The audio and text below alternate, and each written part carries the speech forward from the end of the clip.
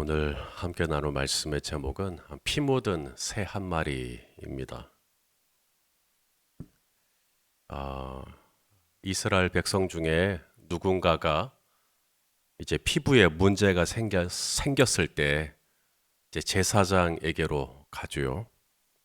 그러면 제사장은 그 피부의 상태를 자세히 진찰하여 본 후에 이제 양성인지 음성인지, 다시 말해 이것이 나병인지 아닌지를 이렇게 확진한다고 했습니다. 얼른 피부의 그 환부를 봤을 때 이게 나병인지 아닌지 확신이 들지 않을 때면 일주일 정도 시간적인 간격을 두고 계속해서 진찰하면서 양성인지 음성인지를 판단한다고 했습니다. 자, 그렇게 해서 이제 양성으로 판정이 되면 이제 나병이라는 거기 때문에 공동체 안에, 진영 안에 있을 수가 없습니다.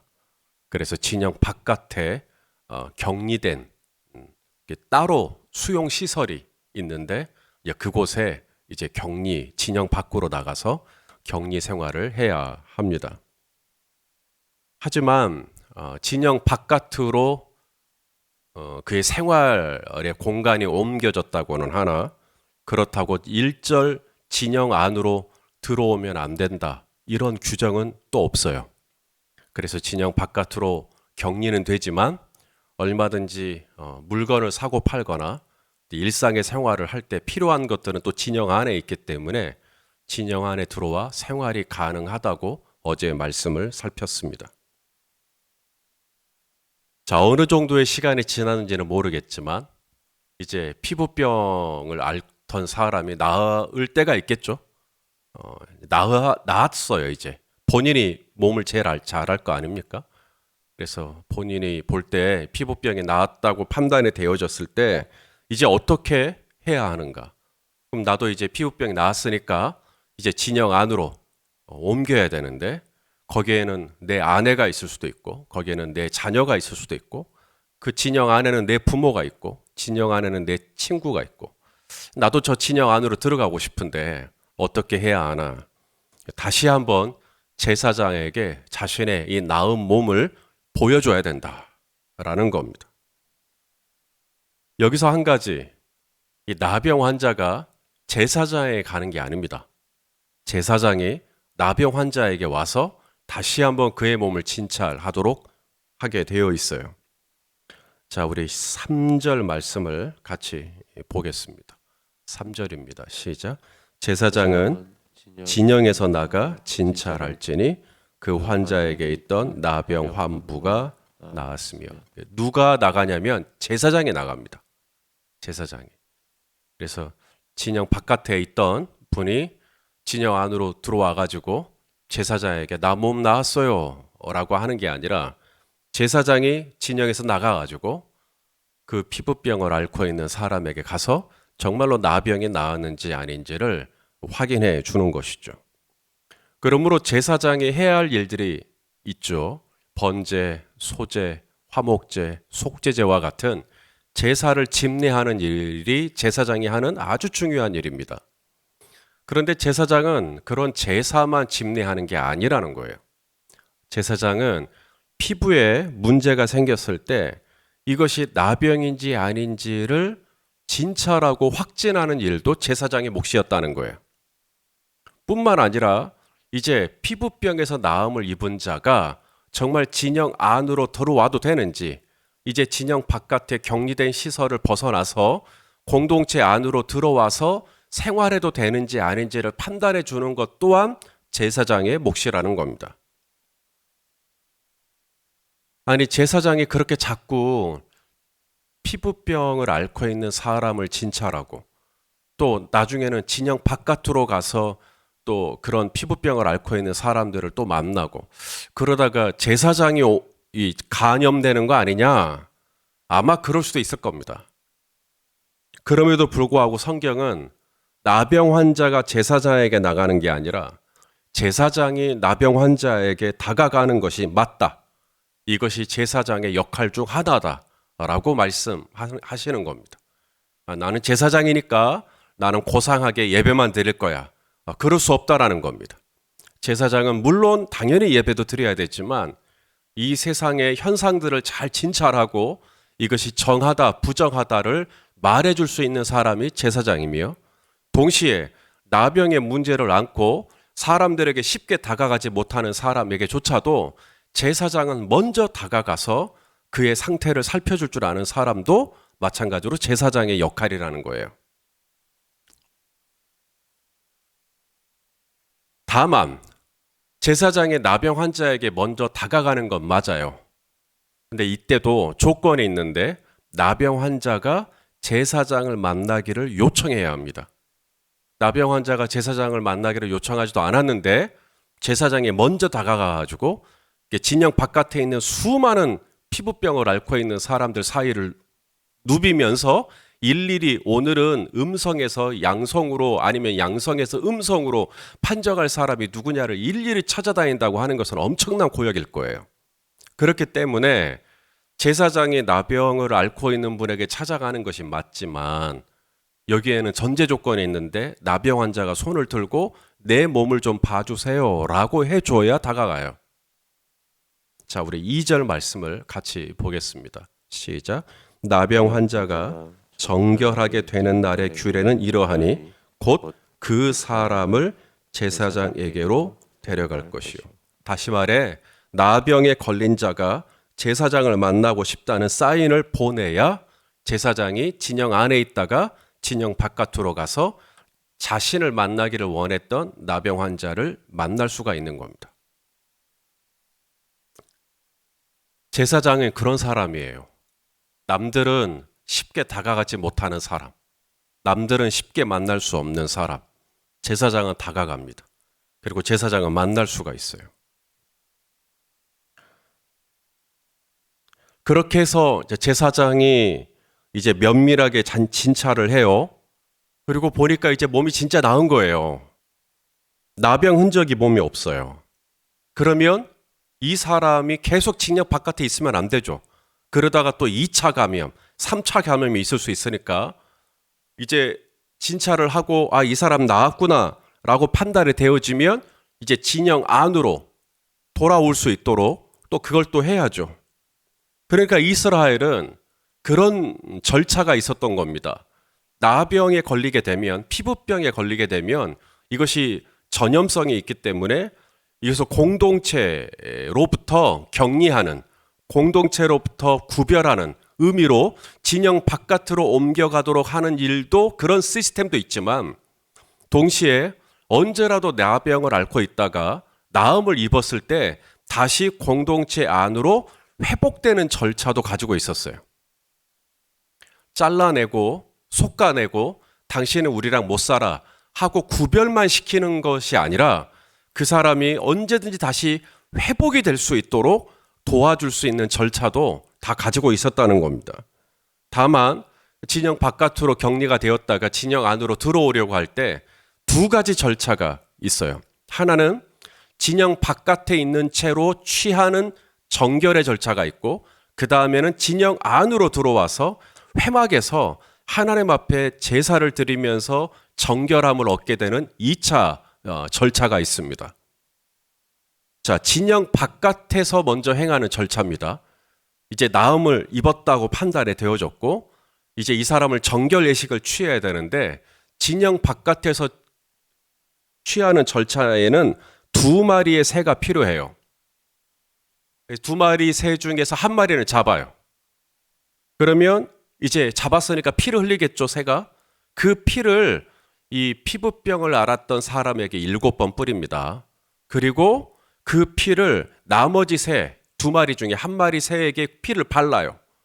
그리고 난 다음에 굉장히 인상적인 퍼포먼스를 하는데 그 피를 바른 이 새를 풀어줍니다.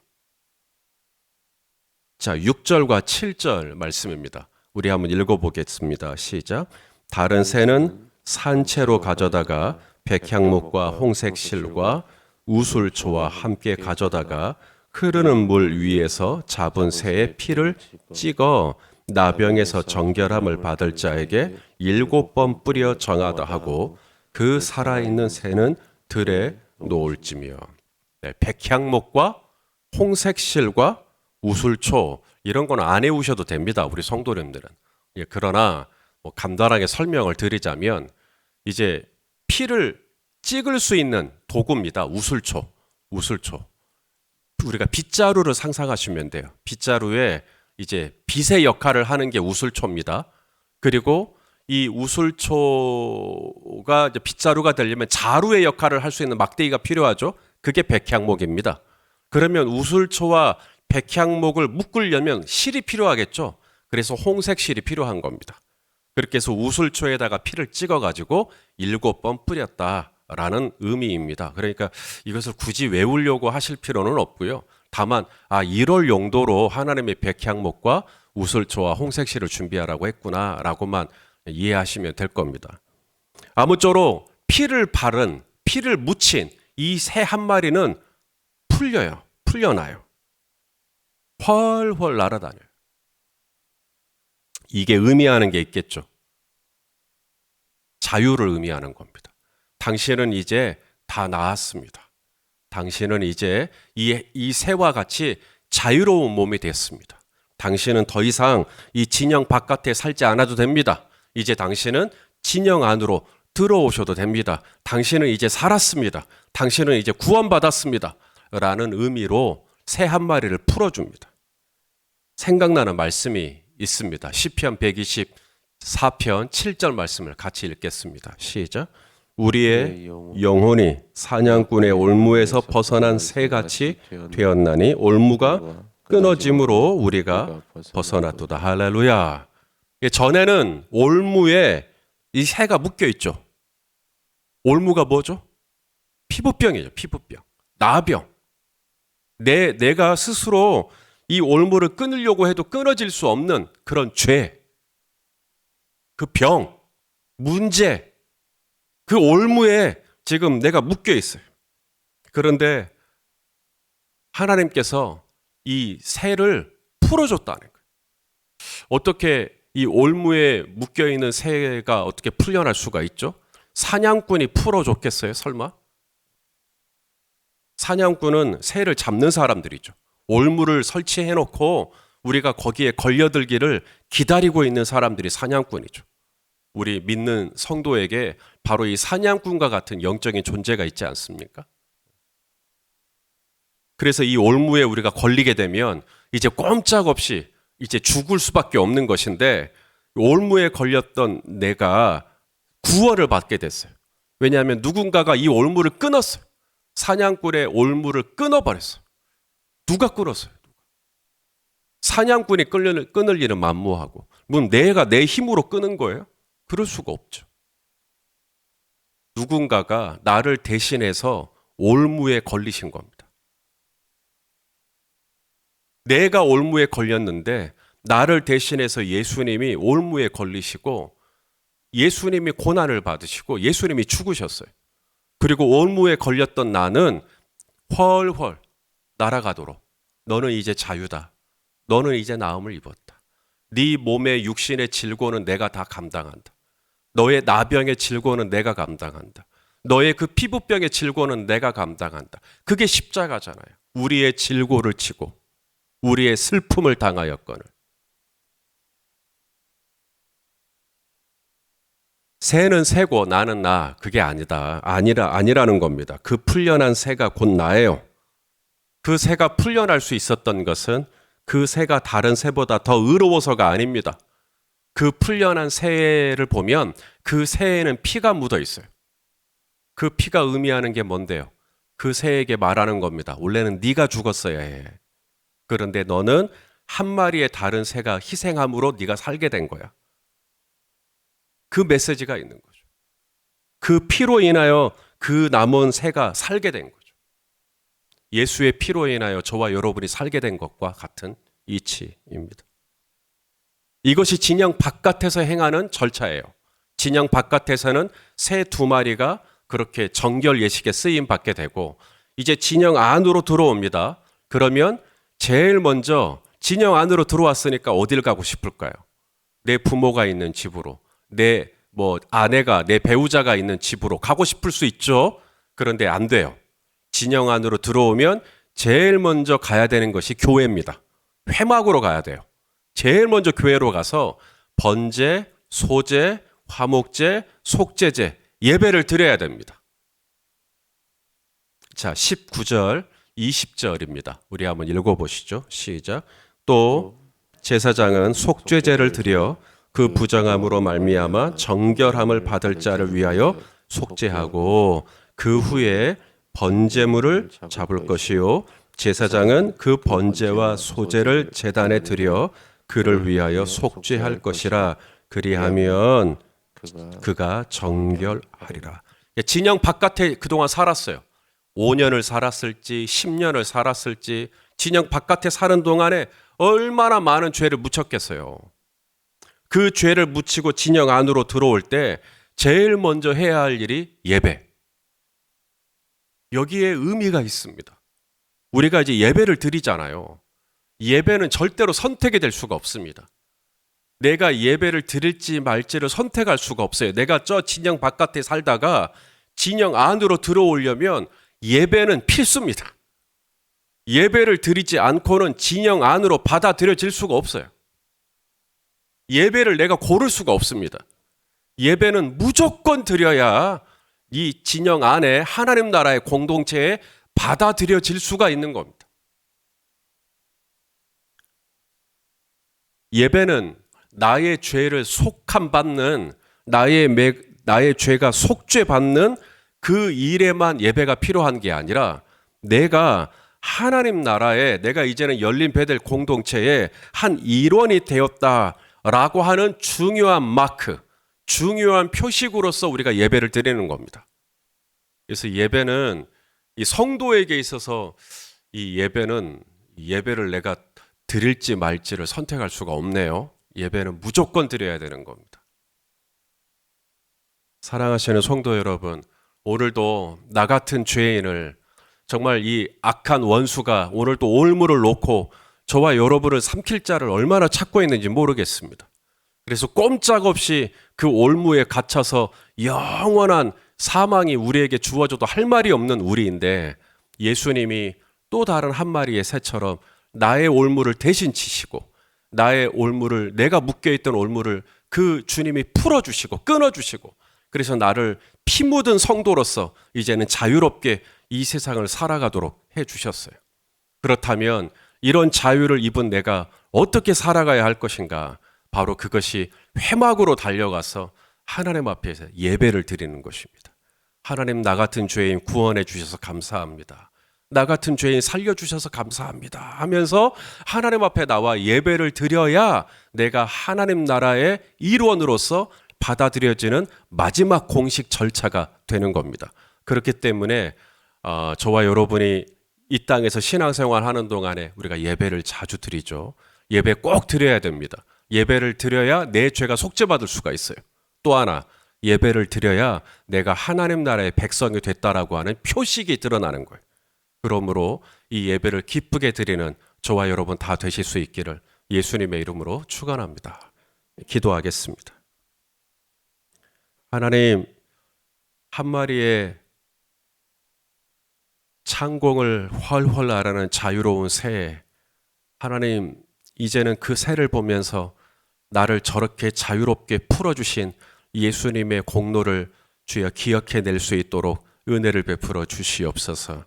오늘도 이 모양 저 모양으로 나를 이 사냥꾼의 올무에 집어넣으려고 얼마나 이 악한 원수들이 신경을 쓰고 있는데, 오 하나님, 우리가 이 악한 원수의 올무에 걸려 넘어가지 않도록 오늘 이 하루도 우리의 영혼을 지키고 우리의 마음을 지키고 우리의 생각을 잘 지켜낼 수 있게 하여 주시옵소서.